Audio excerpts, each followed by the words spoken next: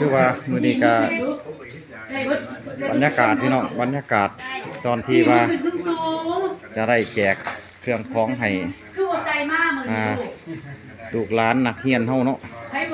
อยู่ที่วัดนำตรวจเด้อพี่น้องเสือเป็นไผ่โบไซมาลูกอันนี้ก็เสือมือนั่นอันนี้ก็เสือมือแจ๊กมีน้อยก็เสือมือแจ๊กมันบ่ลูกแม่นบ่คลิปนี้ก็ฝากไปถึงนกผู้ใหญ่ใจดีเด้อบ่ว่าอยู่ทาง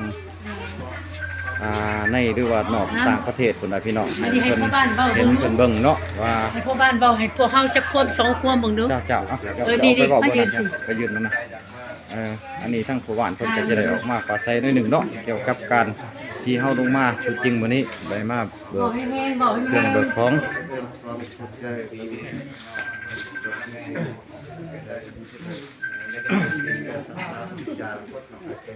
ยังมาแม่เอาข้าวเข้ามาแม่เอาเข้าไปโดดหลากหลายชุดท้วนอยู่แล้วแต่ละขาเองก็ที่ตัวในอนาคตจะเป็นคนพัฒนาที่ทางศาสตร์ลาวได้ต่อไปท่านเขาก็มีพัฒนาการศึกษาเข้าใจเขาขอบใจต้นเจอันนี้บรรยากาศพี่น้องทางผู้บ้านเพิ่นมาเว้ามาล่มเนาะอาจารย์เป็นตัวแทนจะบ้านช้าจะบ้านเป็นตัวแทนไทยอันนี้บักเชียวสิออกมาบริหารบัดนี้คนจะจังเนาะสนะก็มองว่าน่ะจะให้เบ้าจังหวะเอาดีๆเอานี่ก็ได้เอาบักเชียวออกไปปลาไซหน่อยนึงแสดงความนับถือมายังฟังท่านในบ้านท่านแน่ตลอดจนถึงทีมงานนะโดยเฉพาะทีมงานที่มาบริจาคอาหารกันกินในมื้อนี้นะก็มาจากว่าคำบูนแหน่มาจากสวรรค์เขตเนาะแล้วก็จะมีทางเจวิสุดาก็มาจากเวียงจันทน์เนาะแล้วก็ทางเจไซเห็นก็มาจากเสียงขวางเนาะแล้วก็ตอนนี้ขายเครื่องอยู่ตลาดนี่แหละเนาะแล้วก็มาจากทางปลาวิเชียรเห็นก็มาจากไทยแลนด์เนาะแล้วก็ทีมงานมื้อนี้เขาก็ได้มีโอกาสได้มาบริจาคสิ่งของโดยผู้ใจดีแล้วก็อยู่จากรัฐอยู่ออสเตรเลียแทนนะโดยเฉพาะเจวันเถินที่ออสเตรเลียนะก็ได้มี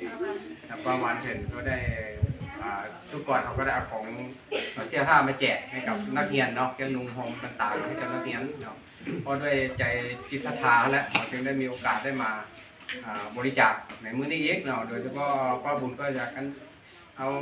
อาหารการกินมาเนาะเป็นปื้มเป็นมิตรเป็นซอต่างๆเนาะที่อาจจะให้มอบให้กับนักเรียนของพวกเขานี่แหละแล้วว่าบ้านโรงเรียนในบ้านของเราก็เป็นเกตทางกายความเจริญเนี่ยเนาะแถวนี้เนาะฉะนั้นเขาก็เลยได้นำทีมเข้ามาเนาะแล้วก็มื้อนี้ขอขอบใจทางครูอาจารย์ท่านเนาะแล้วก็ทางในบ้านท่านเนาะข้าพเจ้าก็ได้ในนามตัวแทนเนาะข้าพเจ้าก็ขอบใจกำลังมาทางเจท่านเนาะเจวิชดาเนี่ยแล้วก็ทางป้าท่านแน่เนาะว่าคำพูดท่านก็ถ้าแข่งกันมาตั้งโดนแล้วตั้งหน้าตั้งตาที่เอาจุดใดที่เหมาะสมเนาะเขาก็จะเรียกทางนี้เนาะจุดใดที่เขาจะมาบริจาคสิ่งของบริจาคอาหารการกินในจุดใดที่มันที่เขาจะได้เอามาบริจาคก็เลยเอาจุดนี้เป็นหลักซะเนาะเพื่อเป็นโรงเรียนเป็นสังกะสีต่างๆเขาก็จะช่วยซ้ำที่เขาจะช่วยในอนาคตเนาะเขาก็จะระดมทุนช่วยกันมาทางป้าวันเห็นจากออสเตรเลียก็จะระดมทุนเข้ามาช่วยเนาะช่วยยังสวยที่แก้ไขบึงสังกะสีต่างๆมันก็จะเป็นปัญหาต่างๆฉะนั้นเขาก็มื้อนี้กับข้าพเจ้าก็ขอขอบใจเนาะบ่มีหยังขอขอบใจกับทางครูอาจารย์เนาะกับทีมงานขอขอบใจหลายที่ได้มีโอกาสมามอบเกียรติของอาหารการกินเป็นปื้มเป็นมิตรเป็นสอต่างๆน่ะข้าพเจ้าก็ขอขอบใจเนาะขอขอบใจเนาะโอเคแค่ปานนี้น่ะนิดหน่อยอันค่านิดหน่อยมีเจ้าคนลูก40 ปลายคนยายนิดหน่อยคนยายนิดหน่อยมาเอายายคนละคนกันเอามาป้าเป็นคนยายเล็กน้อยเอามาเนี่ยแถวเด้อนิดหน่อยมาก่อนเอาแถวออกมานิดหน่อยออกมาก่อนแถวหน้าก่อนก็ได้ เดี๋ยวหน้าก่อนมาทับก่อนเลยหลามาทับเอาทับเอา โจกไปเลย ขอใจเด้อมือได้ละ นกมันก้อนแล้วก็จะเอา เอาไปนานได้แล้วก็นานได้แล้วก็ ได้ทุกคนได้ทุกคนเด้อ ซื้อของนี่บอก อันนั้นออกมาลูก พัดนก ไม่ได้น้อยออกมามันลุงสิทธิ์เป็นแบบนี้มันจะมันนี่ยังเขาใครไม่เท่าลูกไม่ลูกใจแจกนี่ ถือว่าทีมงานเขาก็เริ่มแจกเครื่องแจกของแล้ววันนี้ของกินอาหารการกินเนาะคลิปนี้ก็ฝากไปเด้อฝากไปถึงผู้ใหญ่ใจบุญเนี่ยผู้ใหญ่ใจดีเพิ่นเนาะที่ได้มาอุปถัมภ์ความสู้ให้ขึ้นในห้อนพี่น้องเดี๋ยวเราก็มาซื้อวัตถุสิ่งของต่างๆแล้วก็มาแจกมายายพี่น้องให้โรงเรียนนักเรียนโรงเรียนบ้านน้ำตรวจพี่น้องเนาะ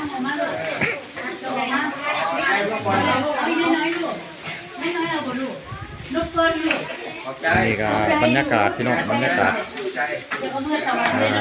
ตอนแจกเครื่องแจกของพี่น้องเด้อโบแย่กันโบแย่กันโบแย่กัน อยู่นอกอยู่เลย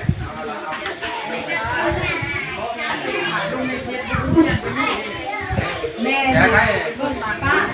แจกเพิ่มเพิ่มละแจกก็ออกมาก็ได้ละออกมาเอาเลยชุดเป็นระบบระเบียบได้แล้วให้นั่งเป็นระบบระเบียบคนได้แล้วออกมาเส้นไม่ยากได้ยกขึ้นใหญ่ขึ้นยกขึ้นใหญ่ขึ้นได้ยกมือขึ้นหลังป้าเลยแจกใครได้ต้องใครได้ไปนั่งที่บนไปดิ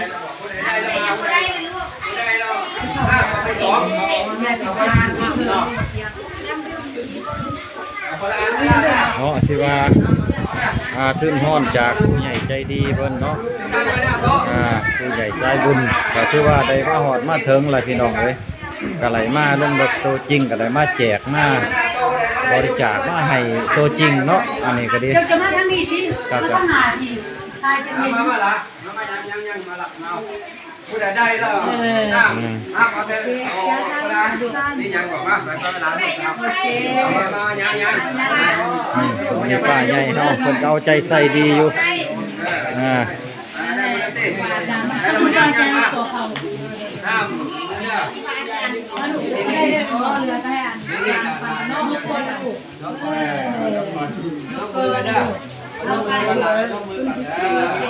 ไม่อันนี้น้อยมันนี่อันไทยบูไปดูนี่อันนี้น้อยมันก็มือเอาลูกเบิ่งกล่องคนนี้เบิ่งกล่องน้องมือเอาลูกโอเคไข่เจียววีดีกูอันนี้จะเป็นคนที่ได้แล้วจะชอบพ่อไอ้ยังไม่ก็ได้ลูกไอ้ยังก็ได้ไอ้ยังก็ได้ใหญ่กว่านี่ผมมาแล้วผมมาแล้วนี่มีแต่ผู้ใหญ่ที่ทำดีเลยนะเอาจะมานอนมาถ่ายนี่โอ้ลูกสุดพี่นี่ได้ลูกยักษ์คนเลยคนน้อยลูกเอามาให้เฮาได้ผู้หนึ่งเอามาให้บ่ เอาไปฝรั่งหน่อยเอาทำบ่อีแลนี่แล้วเป็นวิดีโอแล้ว โอเคไอเดียดีพูดพอดีเลย พอบ้านแน่ ยังไม่พอดีเลยบริการยังไงบดใส่ข้าวคั่วดีเลยใส่เอาเอาอันนี้ก็อาจจะ เอามาที่คนจะมาเนาะก็ไม่ใช่ว่าเรามาบ้านเราไม่ได้มาเขาจะให้เนาะ เอาไปที่ไหน ให้อาจารย์ตั้งให้อาจารย์เฮ็ดเนาะอันป้านี่ให้อาจารย์อันนี้ก็ให้อาจารย์ให้ ข้านั่นนี่ลูกมาจัดในมือเจ้า ให้อาจารย์มอบให้อาจารย์ก็เลย ให้อาจารย์นี่ จะคนยัง บอกไปว่า บ่แล้วอาจารย์เจ็บ หมอประจำวันมาสอน สองคนไว้ตัวนึงก่อนเนาะแล้ว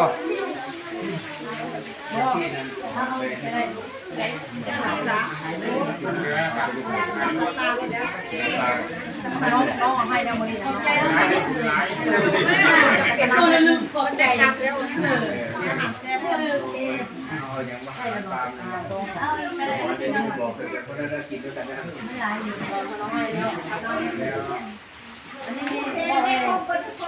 ในบ้านกับเพื่อนอาจารย์เนาะในบ้านเฮ็ดอะไรก็ได้เนาะนี่นำมอบให้อ้ายเฮ็ดอะไรก็ได้เนาะนี่เนาะ อันนี้ได้ของ อ้ายเป็นพ่อบ้านบอก ต้องฟ้อน ไว้ในบ้านจักร ได้ของเพิ่น ตอนในบ้านซะในบ้านเนาะ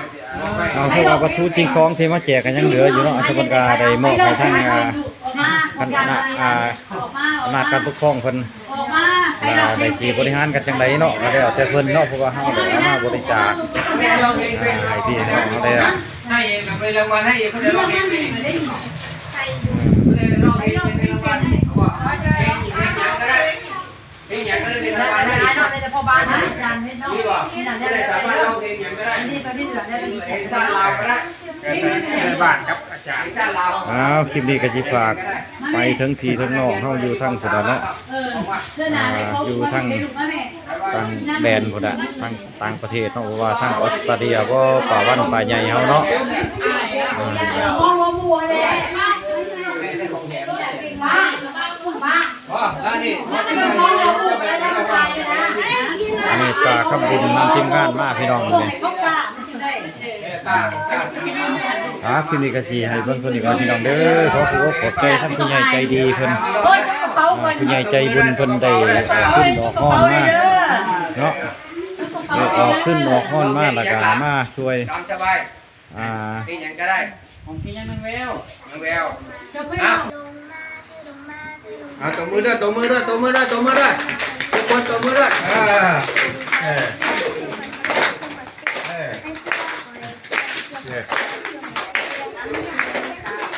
ได้เสียงไปดึง ตบมือด้วย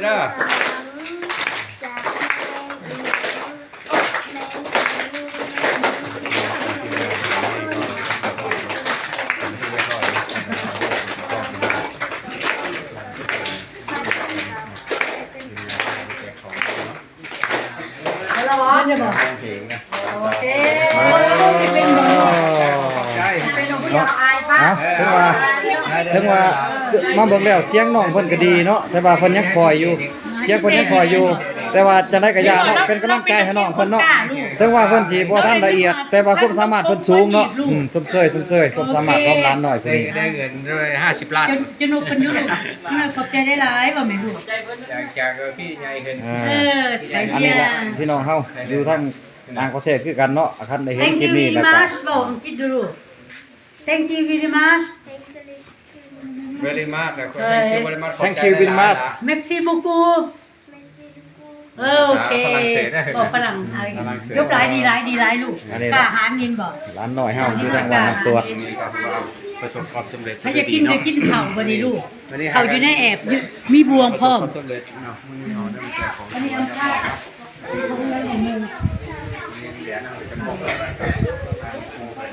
เอาเรื่องตัววันของเพลง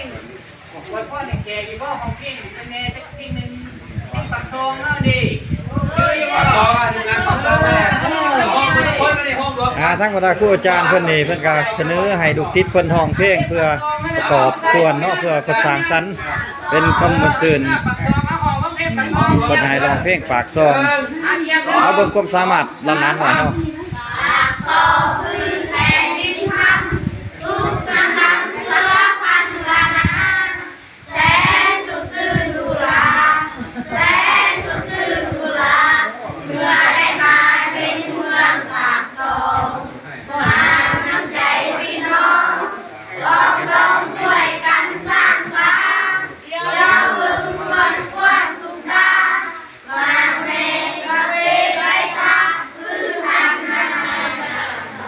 เ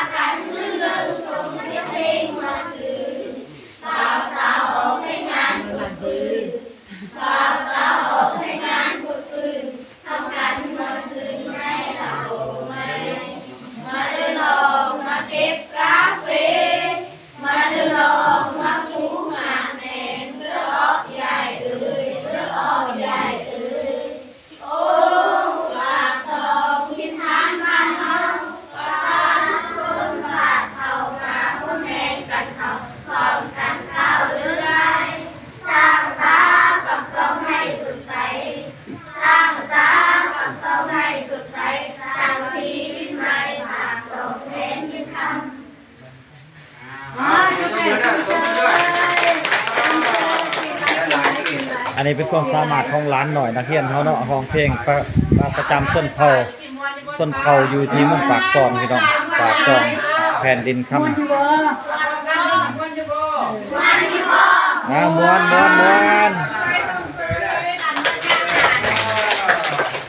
คิวนี้ก็ดีมาฝากมาตอนคนนี้เด้อพี่น้องเด้อขอบใจทั้งผู้ใหญ่ใจดีเพิ่นอยู่ต่างประเทศคนละได้อุปถัมภ์ความสู้ประตูสิ่งของต่างๆพี่น้องที่ได้เอามาบริจาคให้ลูกให้ร้านพี่ๆน้องๆทั้งบ้านตัวเฮามื้อนี้เนาะทั้งทีมงานสายบุญเฮาเนาะก็มีเจวิสุดาแน่เจไซเนาะแล้วก็ป้าคำบุญหลังจากนี้แล้วเนาะป้าคำบุญเพิ่นก็สิได้เดินทางไปต่างประเทศอีกเนาะไปฝรั่งพี่น้องเพื่อไปสมทบทุนทอนไปเผยแพร่พี่น้องเนาะวัตถุสิ่งของเงินทองเพื่ออะไรเอามาอุปถัมภ์คำสู้อีกต่อไปพี่น้องเอาคลิปนี้กับซีมี่ตัวนี้พี่น้องมีโอกาสนะกาซีได้มาถ่ายทำอีกพี่น้องเนาะ